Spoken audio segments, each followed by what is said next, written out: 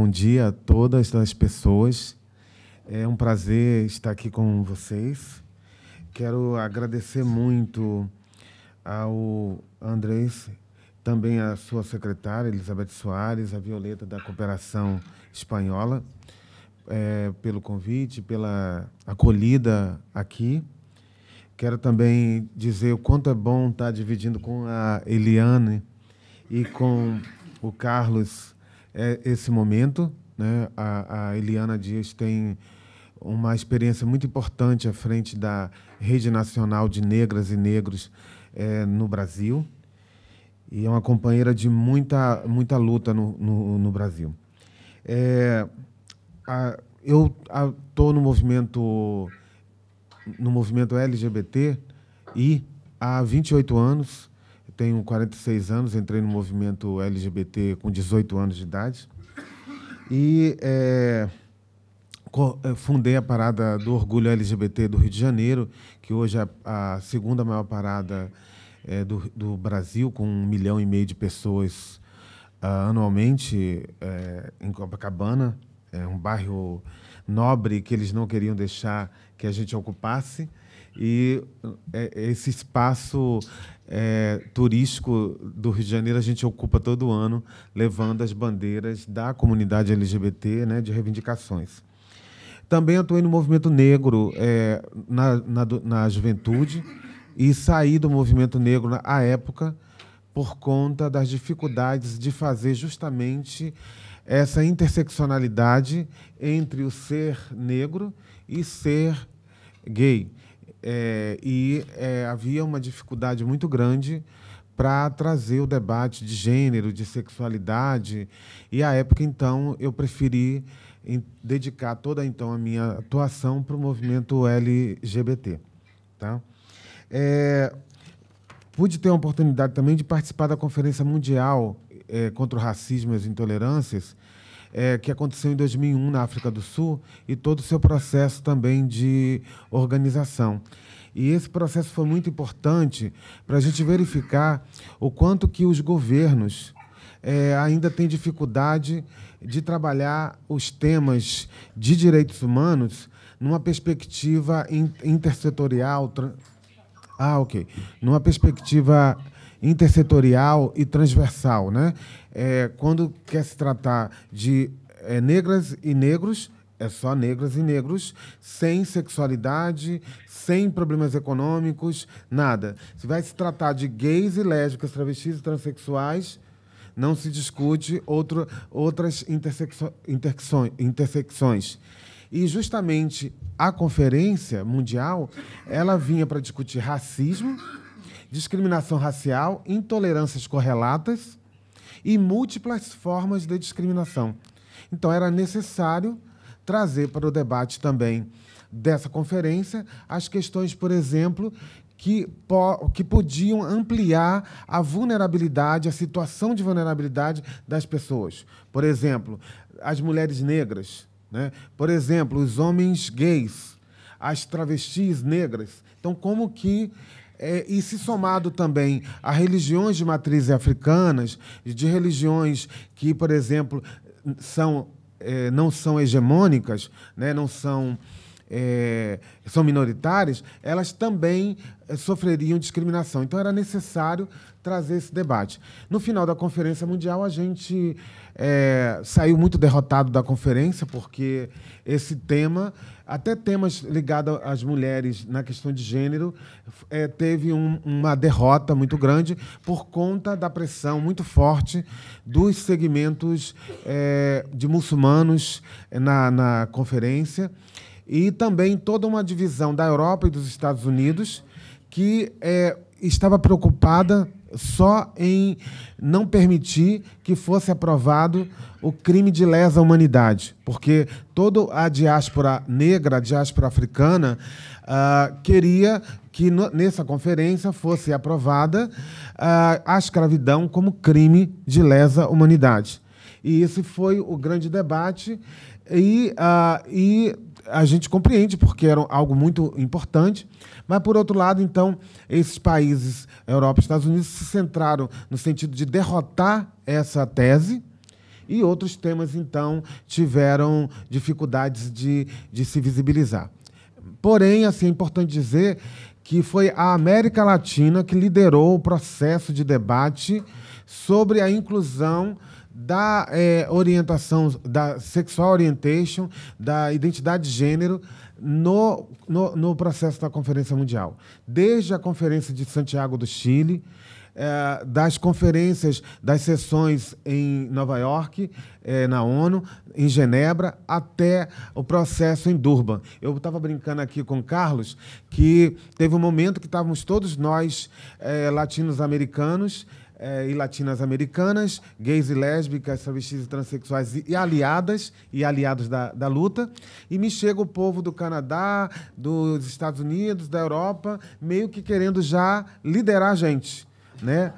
Tomar-lhe o comando. E a gente disse, não, agora nos siga, né? Porque esse processo a gente já vem construindo há muito tempo. Naquela lógica sempre colonizadora de que eles estão no papel de mando, né? E nós de obediência. Bom, então, assim, foi muito importante esse processo para o Brasil, para que a gente pudesse iniciar esse debate da interseccionalidade. Não que não tivera antes outros debates, especialmente pelas mulheres negras, que sempre foram a grande aliada do debate também de orientação sexual. Foram as mulheres negras militantes na Conferência Mundial, que nos ajudou muito, porque nós éramos uma minoria, nós éramos muito poucos, de todo o mundo, numa conferência de 21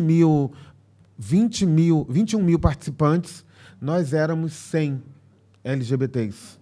Então, você imagina, de toda a delegação oficial, por exemplo, do Brasil, que eram quase 600, da delegação do Estado brasileiro, só tinha um gay, que era eu, mais ninguém, debatendo a agenda. Então, pública, né? Muitos diplomatas, embaixadores e tal, mas o único assumido público era eu. Então, assim, para vocês verem como era difícil tratar esse debate. Mas eu acho que foi importante para também, como que se fala, reverberar, não sei se vocês entendem, influenciar os governos locais. Porque quando volta para a Argentina, para o México, para o Equador, para a Guatemala, para o Brasil, para aqui, para o Uruguai, teve uma equipe muito forte do Uruguai à época. Então, isso ajuda também a gente poder fazer o trabalho de mobilização.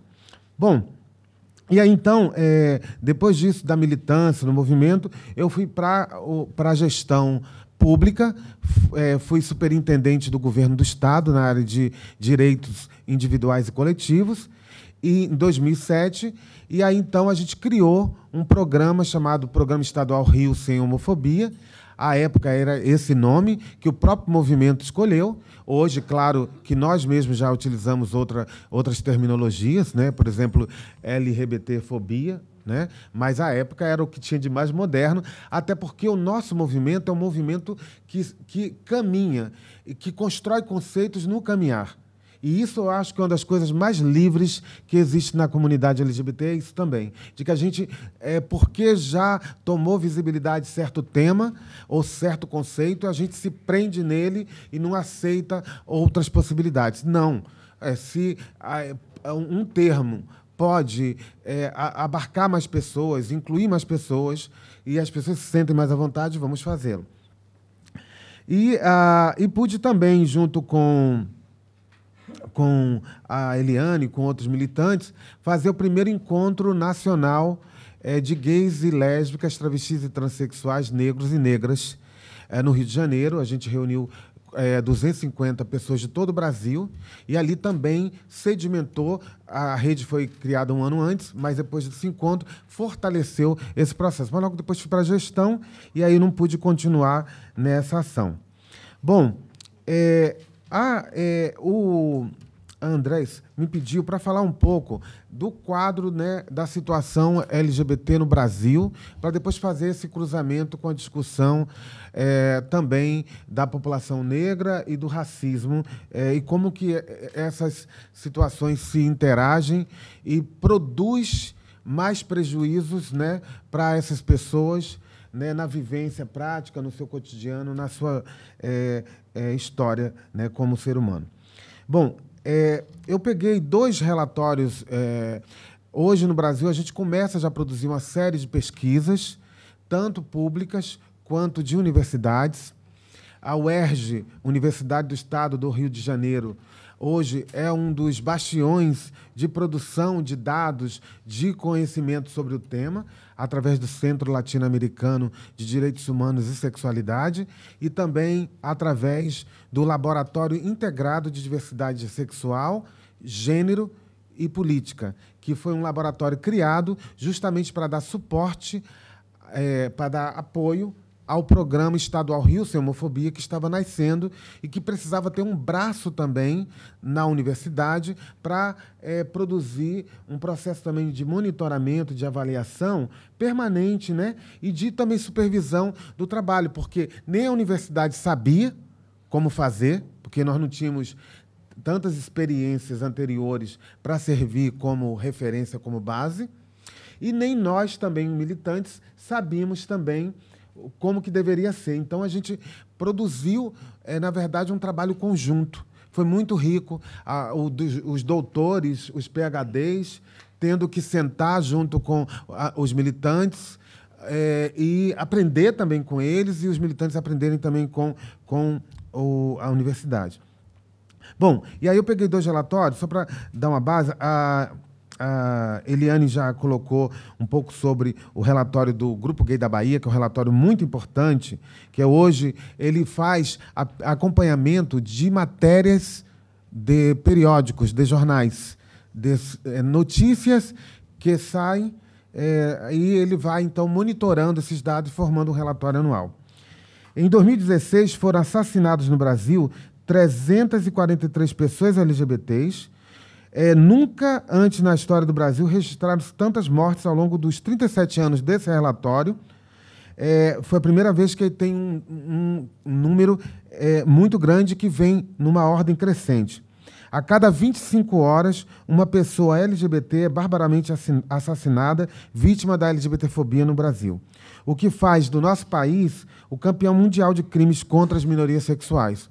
Hoje, de dados da Anistia Internacional, da ILGA, nós, infelizmente, somos líderes do ranking, até se comparados com os 13 países do Oriente Médio e da África, onde há pena de morte para LGBT. Então, o quadro de violação de direitos humanos à população LGBT no Brasil é muito preocupante.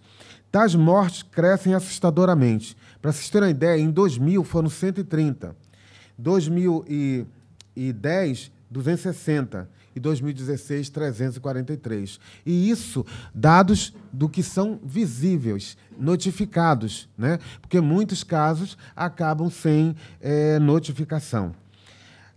Desses 343 assassinatos, 173 gays, 50%, 144 trans, 42%, travestis e transexuais, 3% lésbicas, 4% bissexuais, 1%.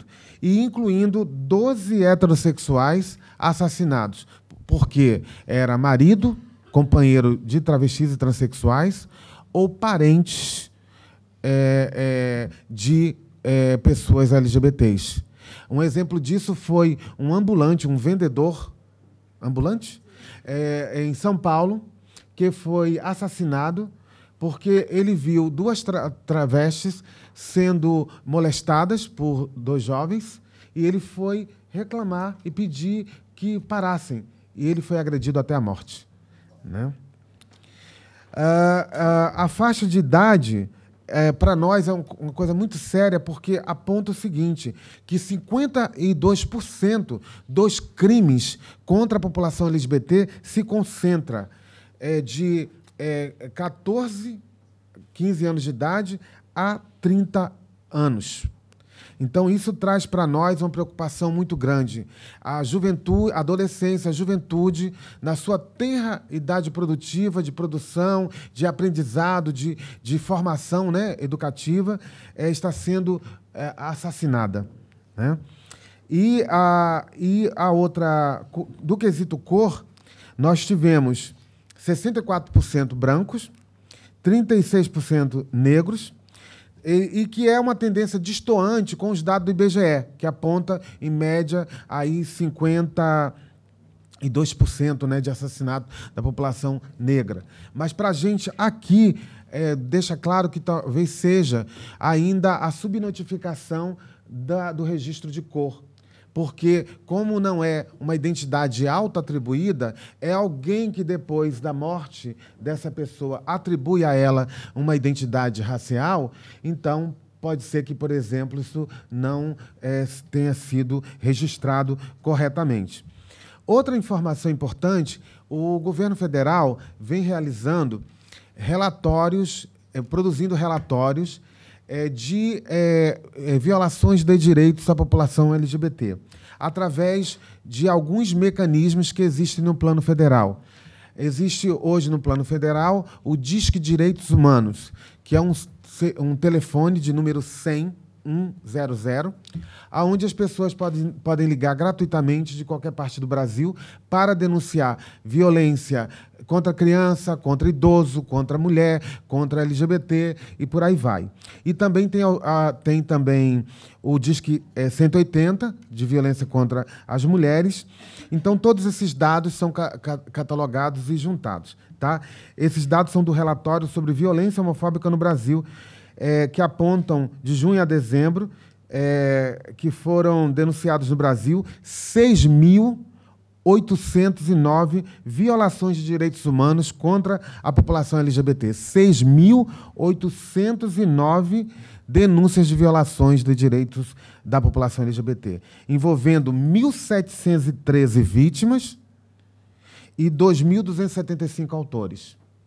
Vocês vão ver aí que, por exemplo, mas tem 1.713 vítimas, mas tem 6.809 violações. É porque também tem a sobreposição de situações que a pessoa primeiro foi constrangida, depois teve uma agressão verbal, depois teve uma violência psicológica, depois uma agressão física. Então, somado aí, ela sofreu, naquele processo, um conjunto de 4, 5 violações ao mesmo tempo. Né?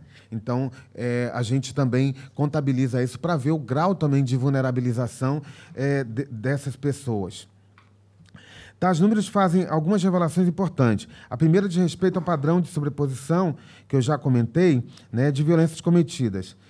Os dados revelam uma média de 4 violações sofridas por cada uma das vítimas, que parece indicar como a LGBTfobia se faz presente no desejo de destruição física, moral e psicológica, não só da pessoa que está sofrendo a agressão ou o assassinato, mas um sentido, um desejo simbólico de excluir, de extinguir da existência humana a homossexualidade, a travestilidade, a lesbianidade. Né? Então, é uma coisa mesmo de ódio ideológico. Tá? E um dado que é importante dizer que, de 1.713 vítimas, 2.275 autores desses crimes. Ou seja, mais de um terço, 32% deles, a mais do número de vítimas. Ou seja, mais de em vários crimes, em vários casos de violência contra LGBTs, agiram mais de 2 pessoas. Né, em formação de quadrilha, grupos, né, numa situação mesmo de crueldade e de covardia. A outra, o cenário também se torna mais preocupante se levar em conta a subnotificação dos dados de violência em geral e a este tipo de violência particular, porque assim, esses dados aqui a gente sabe que ainda é muito aquém, muito menor do que é a realidade, porque muitas pessoas ainda tendem, por um processo de baixa autoestima, de medo de procurar as autoridades e achar que vai sofrer um desmerecimento, né, uma desimportância, ela, então, acaba naturalizando a violência sofrida ou gerando também um processo de autoculpabilização. Né? Ela se culpa. Será que eu tinha que ter passado por essa rua à noite? Será que eu deveria ter ficado nesse bar, né? Nesse sítio? Né? Mas isso é um processo muito doloroso para as vítimas, né? E especialmente para as pessoas trans, que também os dados mostram, por exemplo, que elas são em menor número que denunciam violação de direitos. Quando você vai pegar o quadro de assassinatos, você tem proporcionalmente o segmento mais vitimado, mais perseguido. Mas quando você vai para o quadro de denúncia de violações de direitos, é menor, porque para ela talvez isso já é tão menor em relação ao que ela já sofre de agressão física, sistemática e tudo mais. A violação de direitos humanos relacionada à orientação sexual e identidade de gênero, presumidas, das vítimas, constitui um padrão em todo o mundo, envolvendo variadas espécies de abusos e discriminações. Tais violações incluem desde a negação de oportunidades de emprego e educação, discriminações relacionadas ao gozo, o acesso dos direitos, né, dos direitos humanos, até estupros, agressões sexuais, torturas, homicídios, e tendem a ser agravados por outras formas de violência, ódio e exclusão, baseados em aspectos como idade, religião, cor, raça, cor, deficiência e situação econômica. Então, esses marcadores também identitários, somados ao marcador identitário sexual, LGBT, eles juntos geram uma potencialização maior ainda na vulnerabilidade desse indivíduo, né? E na violência sofrida. Também afirmar a importância de se ter serviços específicos para LGBT. Porque vocês vão ver nos dados aqui que, por exemplo, o Disque 100 tem um módulo específico LGBT. E quando se divulgou módulo, é uma parte específica LGBT. E quase 70% do que foi denunciado para esse serviço específico. O restante foi dividido em vários outros serviços. Então, demonstra que é fundamental que a gestão pública, os governos municipal, estadual, federal, construam serviços específicos para que a comunidade também tenha um grau de identificação, dela ter mais segurança e confiança de que o que ela vai levar como demanda é algo que vai ser tratado como respeito. A questão... vamos lá, porque por causa de tempo, né? Que eu sei que o tempo é sempre inimigo da gente, né?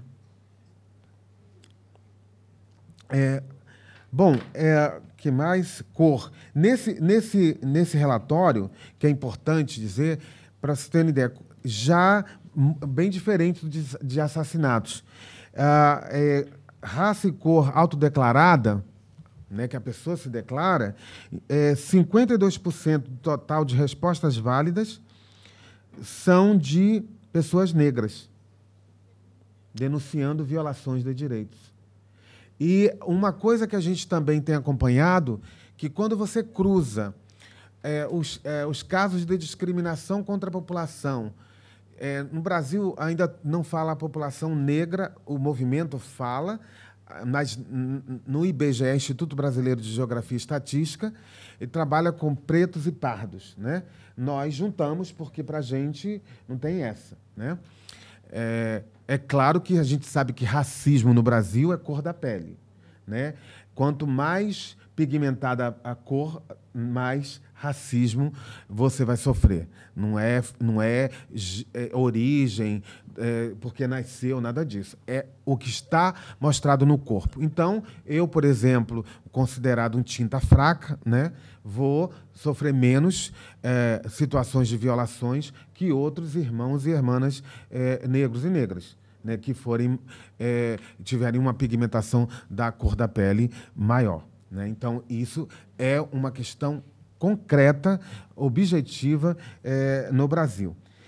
Não sei se aqui também é uma questão premente. Uma outra coisa também que nos apontou é que, mesma coisa que nos preocupa, a questão da juventude. Se junta também, se a gente juntar esses dados, olha, entre 15 e 29 anos, 47% das pessoas que denunciaram violações de direito, 47%. E só que mais 31% menor de idade. Então, você vê aí uma faixa de 70% de violações de direitos centrada na juventude LGBT. Bom, eu listei aqui também algumas políticas públicas que vêm sendo desenvolvidas no Brasil no marco de tentar também fazer essa interseccionalidade, né?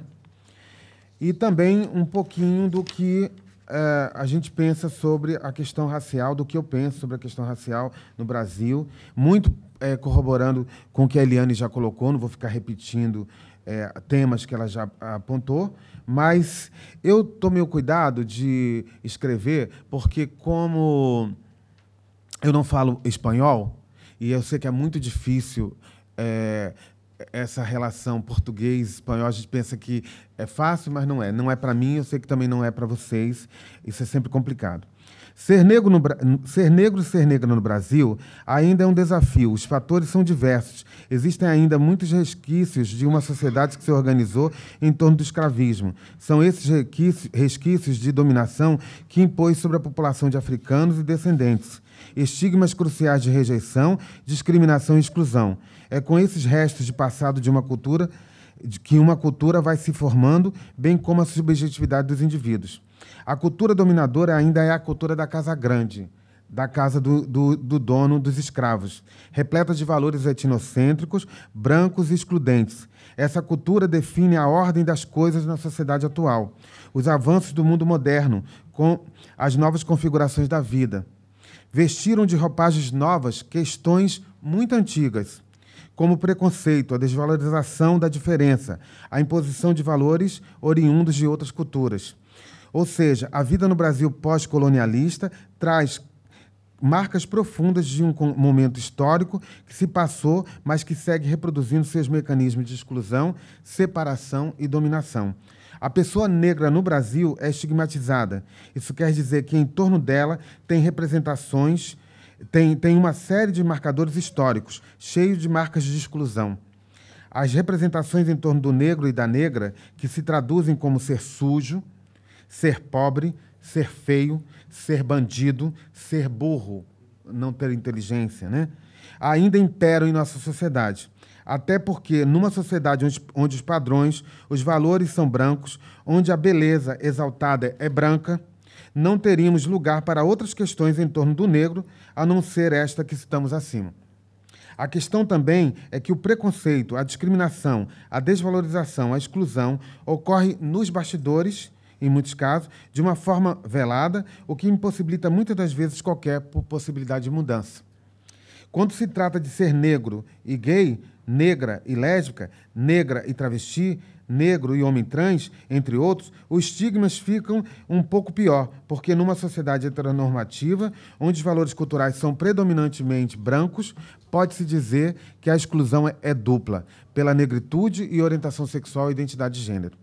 O contexto gay no Brasil, particularmente, é profundamente americanizado, não sei aqui, elitizado e cheio de marcadores, ou seja, o poder aquisitivo, o corpo malhado, fortinho, a beleza sutil do branco, são evidenciadas de forma excludente nos locais gays.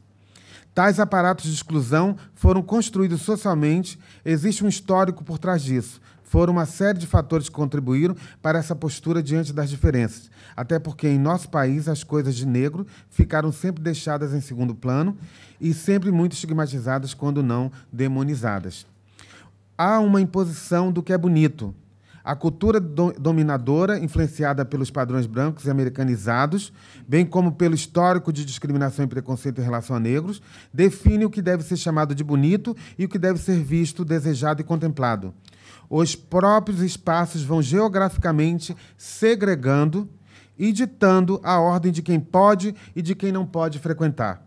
São poucos os negros, gays ou negras lésbicas que frequentam tais espaços. Os que frequentam são imbuídos de uma mentalidade esbranquiçada, bem como um poder aquisitivo comparado aos de muitos brancos, e uma determinação de se impor e se construir como uma pessoa em qualquer espaço onde as diferenças se impõem. Esse empoderamento é positivo, mas ainda assim não resolve o problema, já que teria que esbranquiçar para ser aceito. Então, esse processo eu vejo em muitos lugares da América Latina ainda, né? Quando digo que a exclusão é sutil, é velada, é porque existe no Brasil um mecanismo muito bem construído onde as coisas não são faladas, elas são estabelecidas. Um ambiente de diversão gay pode estabelecer padrões de frequência e deixar subentendido que aquele local é destinado a um público de aproximação, escolhendo e definindo os pares. Tudo isso é um aparato sutil. Seus efeitos são na subjetividade, já que muitas das vezes nada é dito, nada é hablado, nada é falado. Uma pessoa negra vai ter um nível de aceitação à medida que ela responde a uma política de embranquecimento. No começo do século passado, houve um movimento no Brasil que achava que esbranquiçar era necessário para a construção etnológica do país. Isso não pegou, o país continuou com seu colorido, porém o esbranquecimento se deu de outra forma, subjetiva. Muitos negros e negras tiveram e ainda têm que assumir padrões e valores do branco para ser aceito socialmente. Se o negro é pobre, burro, mora na favela, na periferia, isso é porque ele é negro. Se o negro é rico, estudado, mora bem, veste bem, ele passa a ser aceito porque está revestido de um aparato rico, estudado e mora bem, que socialmente constituído é do branco. Então, vai dizer então que ele, na verdade, assumiu esse papel que o branco lhe permitiu de aproveitar. É visível a pouca presença de pessoas negras LGBTs nos espaços, sobretudo espaços mais elitizados. Isso não é porque eles não existem, mas sim porque, eu estou terminando, porque economicamente são impedidos e também são informados pela higienização que não é espaço para ele e para ela.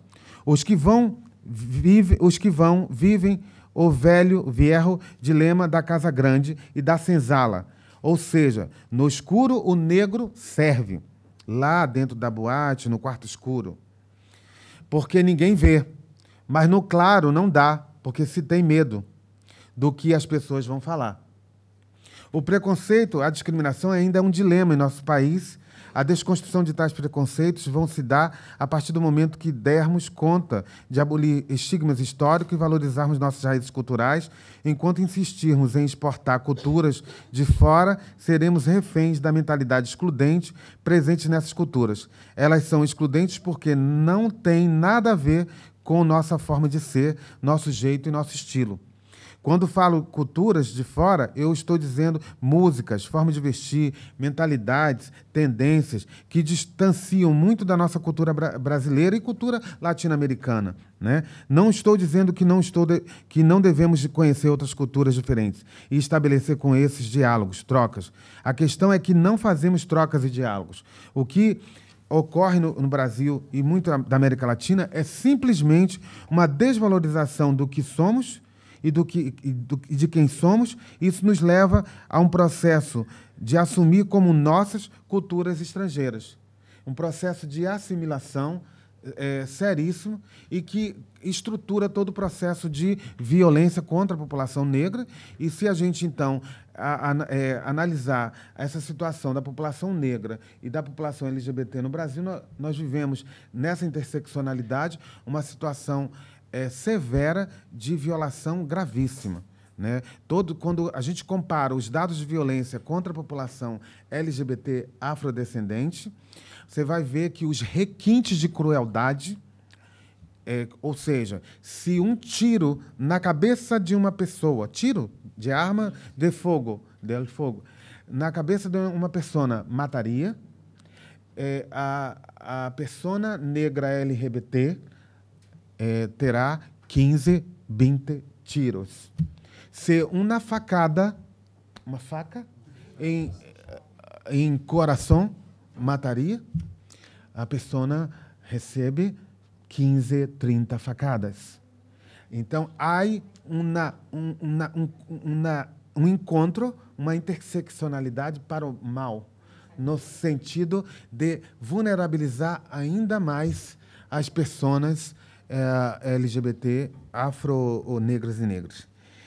Por isso, é importante, eu não vou ler mais nada aqui, em outro momento, se der, eu coloco, mas eu queria aqui apontar que, para pensar uma política pública no âmbito da intendência, né, e do governo, para a inclusão das pessoas LGBT, negros e negras, a primeira questão que precisa pensar é onde estão, o que podemos fazer para encontrá-las e estabelecer um diálogo horizontal. Segundo, o movimento precisa reconhecer que as direções do movimento são de pessoas, na maioria, brancas. E tem que reconhecer que tem uma situação de privilégio. E precisa reconhecer esta situação para também abrir espaços para que outras pessoas LGBT negras se protagonizem também nesses lugares. Há também nos espaços também de representação, tanto de monitoreio das políticas públicas, quanto também dentro da gestão, dentro de trabalho de governo, tem que ter negros e negras LGBT, para que também se empoderem.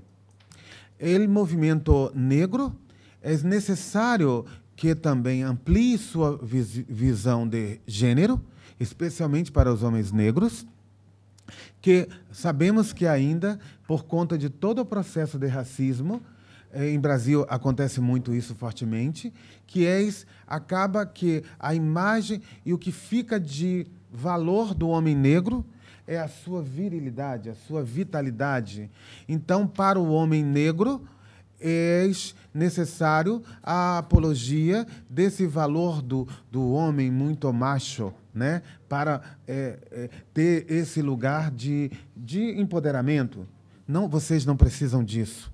Vocês precisam de aliança com a comunidade de mulheres, com a comunidade LGBT. Vocês não precisam disso. Então, é necessário também reconhecer esse espaço como um espaço também para discutir as questões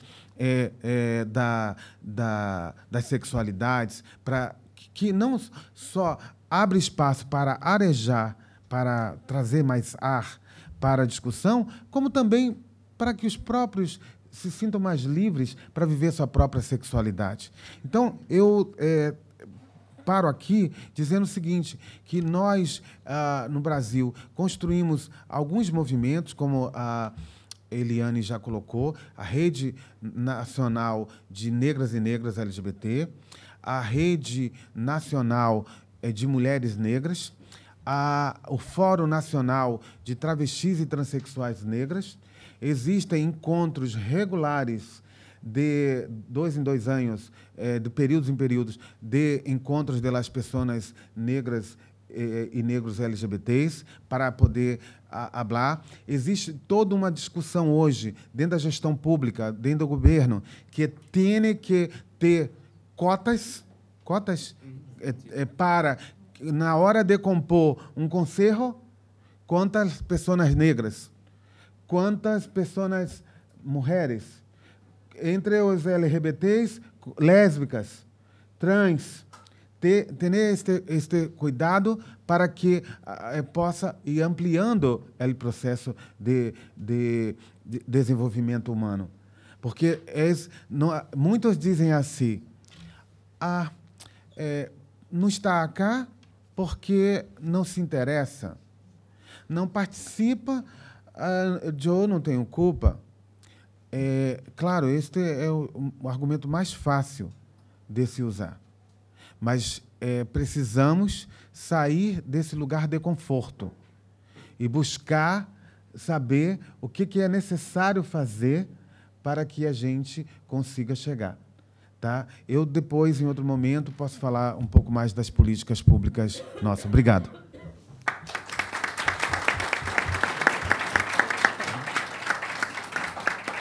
Obrigado.